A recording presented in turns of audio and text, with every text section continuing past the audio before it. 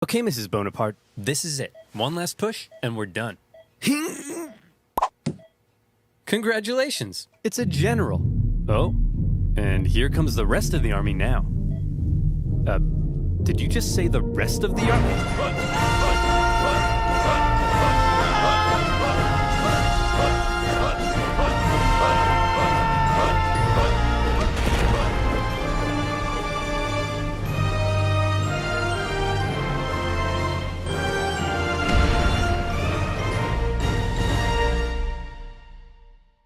History is full of great conquerors, many with very impressive origin stories.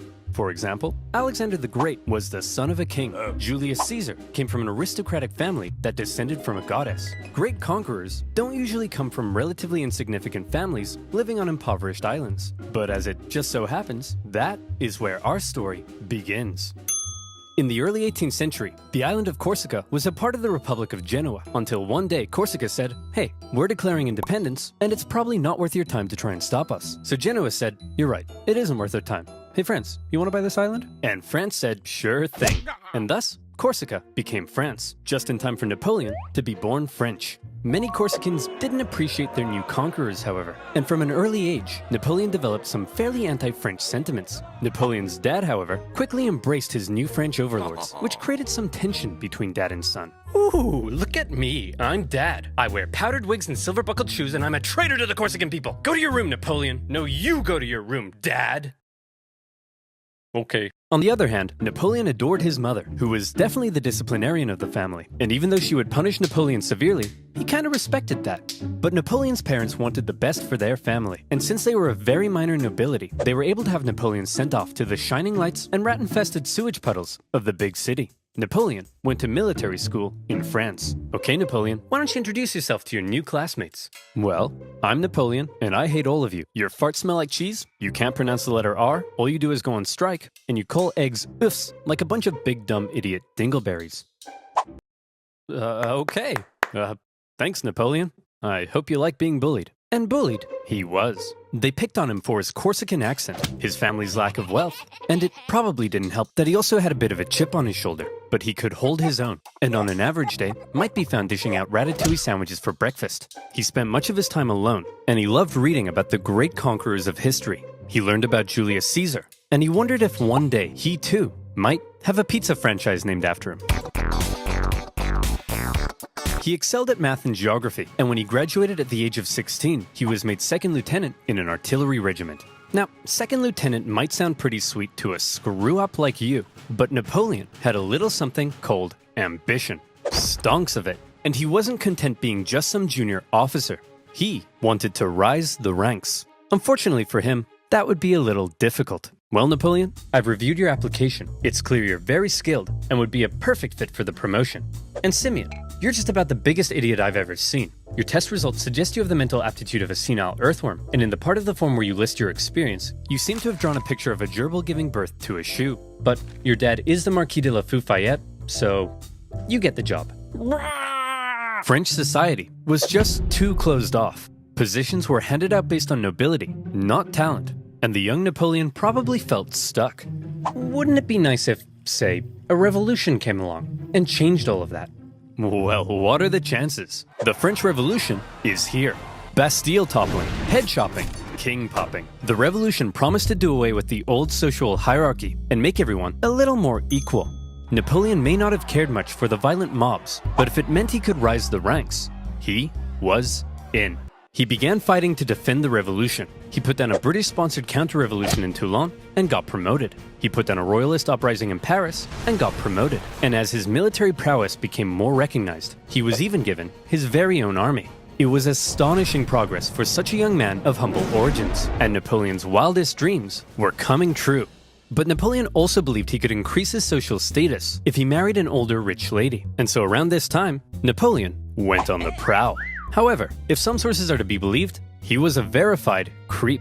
He reportedly had terrible luck with women, and most wanted nothing to do with him. Fortunately, he eventually met Josephine, an aging single mother who was deeply in debt and needed stability, so she agreed to marry him despite finding him intensely disgusting.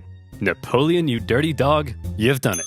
Unbeknownst to Napoleon, however, Josephine had a bit of a promiscuous reputation. Hey Napoleon, I hear you're marrying Josephine. Boy, she sure is a great kisser. That's right. Hey, wait, what do you mean she's a great kisser? Hey Hugo, you hear Napoleon's marrying Josephine? Wow, she sure is a great kisser.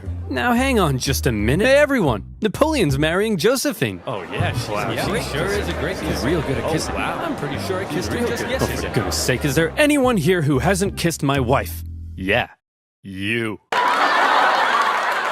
As Napoleon fell madly in love with his new wife, she fell madly in love with a man named Hippolyte.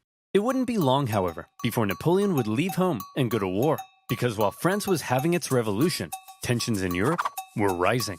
Hey Austria, you'll never guess what we just did. What's that, France? I got 2 words for you. Revolution. We totally just socked it to our monarchy. What? Dude, the rest of us are monarchies. You've just totally threatened the balance of power in Europe. Now we have to worry about our stinky peasants rising up against us. I mean, holy hell, your queen is... Okay, France, this is pretty awkward. And the rest of Europe is probably itching to give you a wedgie. But you're not ready for a war yet. So you gotta be cool, man. It's absolutely crucial that you say something to defuse the situation right now. Preposterous! I declare war. Sacre bleu! So France ended up at war with basically the rest of Europe, and the War of the First Coalition began. At first, France struggled, but then they started to do surprisingly well, and in many conquered territories, they began to establish sister republics, exporting their revolutionary ideas across Europe.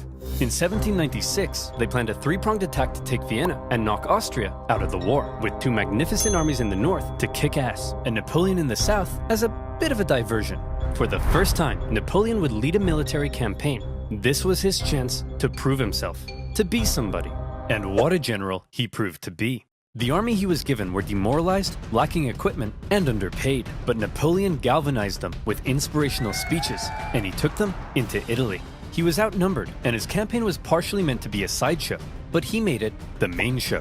While the 2 northern armies were being held back, Napoleon made staggering progress. In a signature Napoleon move, he masterfully split his enemies into 2 and took them on separately, knocking Sardinia out of the war and putting the Austrians on the run. At the famous Battle of Lodi, he was in the fray, aiming the cannons himself, getting covered in mud, and earning the total respect of his men. They respected him so much that when he ordered an almost suicidal assault on the only bridge in town, his men threw themselves at it and took it despite fierce Austrian resistance. For Napoleon, it was all he needed to confirm that he was the greatest human who had ever existed. Wow, Napoleon, you're pretty great at this military stuff. Just be careful your head doesn't get too big. What did you just say to me, you little prick? And as Napoleon swept through northern Italy, the Italians cheered his arrival. Yes, I'm here to liberate you from your cruel Austrian oppressors. And replace them with French ones. Napoleon plundered as he went, sending riches back to France to help its economy, but also paying his men the first real money they'd seen in years. The Pope had been supporting the Austrians, so Napoleon briefly went to go give him a slap. And as he began to approach Vienna, the exhausted Austrians were forced to make peace, with Napoleon overseeing negotiations himself.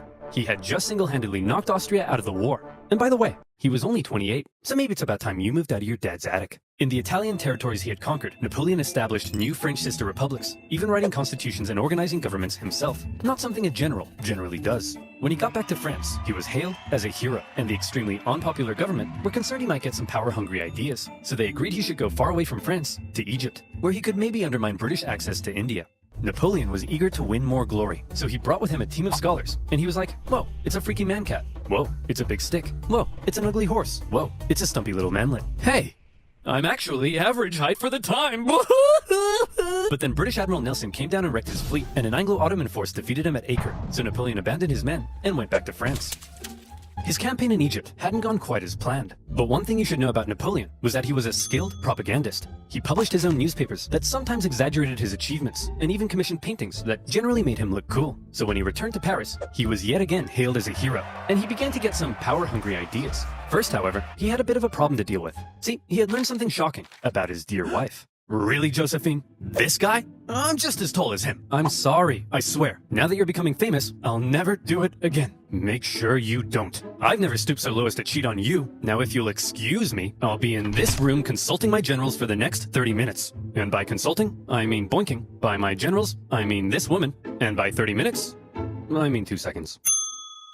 Having dealt with his wife, Napoleon was then approached by a very influential politician who said he had an idea. He wanted to stage a coup against the deeply unpopular government and needed the extremely popular Napoleon's help. And Napoleon thought that was just the darn tootinest idea. The plan was to trap the government and convince them to voluntarily give up their power. And here's how they did it. Hey guys, oh my gosh, quick! There's a dangerous Jacobin plot to overthrow you, which we definitely aren't just making up. Better get inside this cage so we can protect you. Okay. Gentlemen, we got him. In this case, the cage was an isolated palace outside of Paris, with no one around but Napoleon and his army. With the government inside, Napoleon then entered, and a pretty chaotic event ensued, during which the government didn't seem entirely sure what was going on, Napoleon's men didn't seem entirely sure what was going on, and Napoleon himself didn't seem entirely sure what was going on. But thankfully, Napoleon's brother Lucien, president of the lower house, managed to regain control, and the remaining councilmen were intimidated into creating a new constitution. And thus, a new government was formed, this time with 3 consuls in charge. But after Napoleon did some rewriting, in the end, there was really only one man in charge, the first consul, him. And over the next few years, he worked to consolidate even more power, and essentially became a dictator in total control of France. France was now ruled by possibly the greatest military leader of the time. Possibly the greatest? Or definitely? Well, now was his chance to prove it. See, back when Napoleon was still in Egypt, being Indiana Jones.